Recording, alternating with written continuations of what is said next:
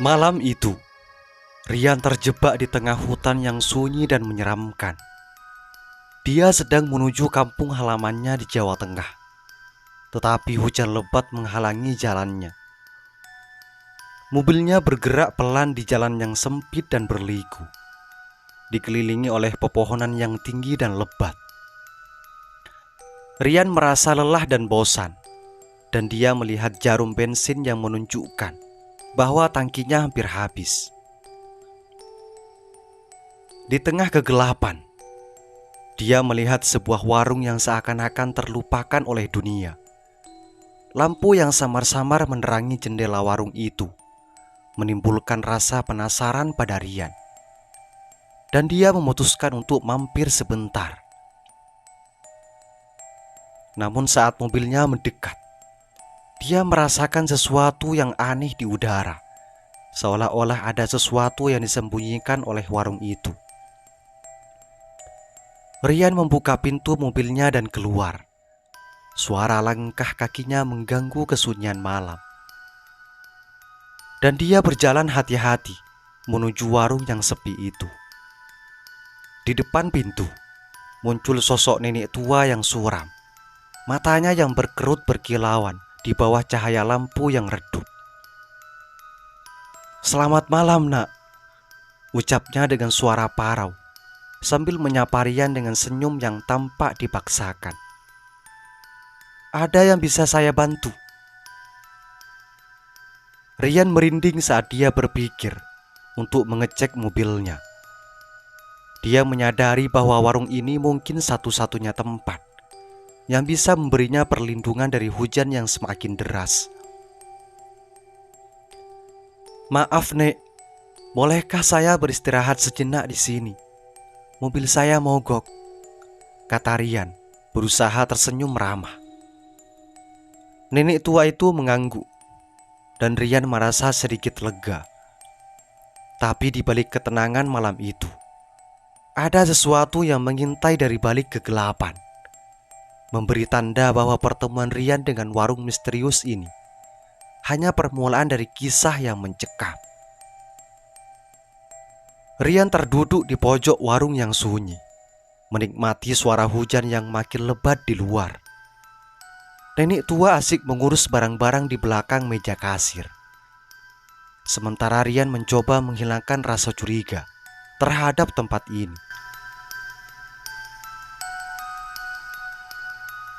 Tapi ketika malam semakin larut, suasana menjadi semakin ganjil. Rian merasakan denyut di udara yang tak wajar dan mendengar suara-suara yang membuatnya sangat merinding. Raungan macan, isakan bayi, dan bisikan-bisikan yang ganjil menghantui telinganya. Ia menengok ke arah nenek tua yang tetap sibuk dengan urusannya, seakan-akan tak peduli dengan suara-suara itu. Rian memutuskan untuk menjelajahi warung yang semakin terasa aneh. Di salah satu sudut, dia menemukan buku-buku lama dan benda-benda sakti yang terselip di antara rak-rak kayu. Tiba-tiba sebuah bayangan melintas di depan matanya, dan Rian melihat sosok bayi yang menangis di sudut ruangan, padahal tak ada tanda-tanda makhluk hidup lain di sekitar. "Sangat menakutkan ya," kata nenek tua dengan senyum misterius muncul di belakang Rian. "Apa yang salah di sini? Apa yang sebenarnya terjadi?" kata Rian dengan wajah penuh tanya. Nenek tua hanya tertawa lirih. Ini adalah suara-suaranya. Mereka selalu ada di sini. Rian merasa semakin terperangkap dalam teka-teki yang melingkupi warung itu. Saat ia kembali ke tempat duduknya, ia merasa ada yang memperhatikannya dari balik jendela dan pintu. Wajah-wajah asing mengintip dari dalam gelap malam. Rian mencoba bertanya lagi pada nenek tua, tapi jawaban yang didapatnya hanya senyum misterius yang semakin menambah ketakutannya.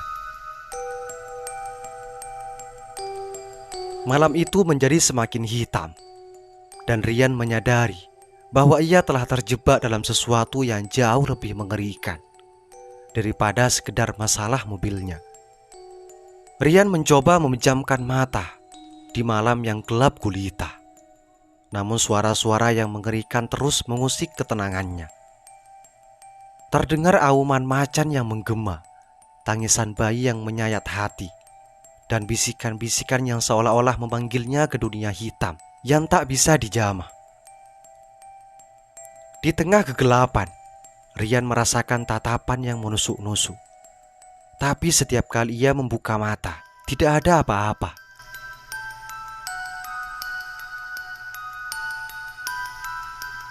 Fajar menyingsing dan Rian terbangun dalam keadaan linglung. Nenek tua sudah siap di meja kasir dan warung kembali sepi seperti biasa. Namun ketika Rian hendak menanyakan tentang suara-suara aneh dan sosok yang ia lihat semalam, nenek tua hanya tersenyum tipis. Itu suara warung ini, nak.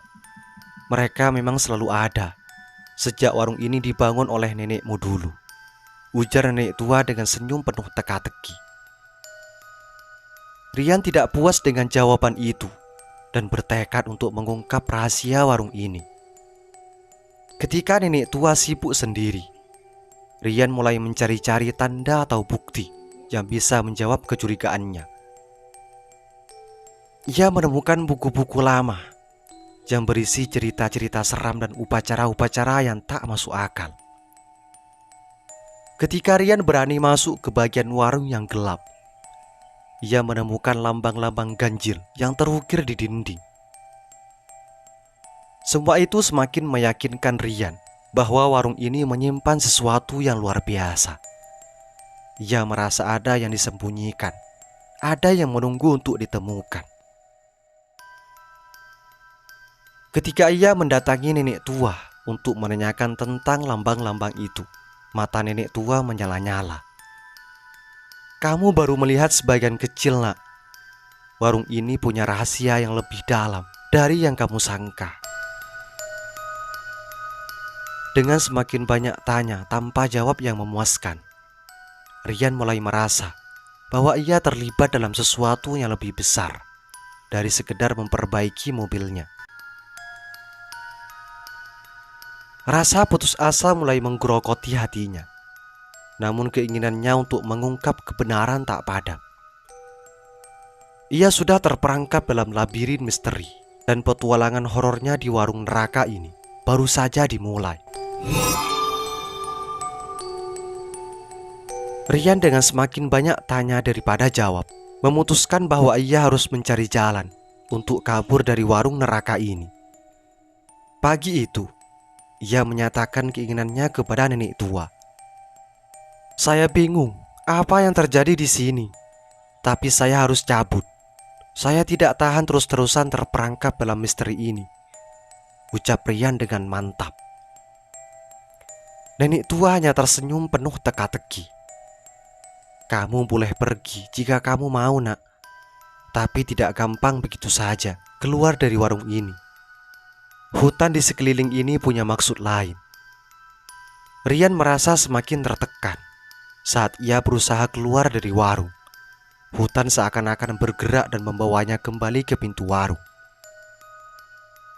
Setiap upayanya untuk kabur membawanya pada labirin hutan yang tak ada habisnya. Pohon-pohon yang seharusnya menjadi penunjuk jalan malah membuatnya semakin linglung. Ketika malam menjelang, Rian merasa seolah-olah dikejar oleh sosok-sosok gelap. Suara-suara yang mengerikan yang pernah ia dengar kini semakin mengusik pikirannya. Ia berjuang keras mencari pintu keluar, tetapi hutan ini seperti punya akal sendiri, menuntunnya ke arah yang tak bisa ia mengerti. Beberapa kali Rian terdengar bisikan yang menyebut namanya, menariknya ke dalam kegelapan. Ia merasa semakin terasing, kehilangan harapan untuk kabur dari labirin yang dibuat oleh warung neraka itu. Setelah berkeliling tanpa henti, Rian kembali ke warung dengan langkah-langkah yang goyah. Hati dan pikirannya terasa lelah, menyadari bahwa ia telah terjebak dalam permainan maut yang dirancang oleh nenek tua dan para penghuni warung.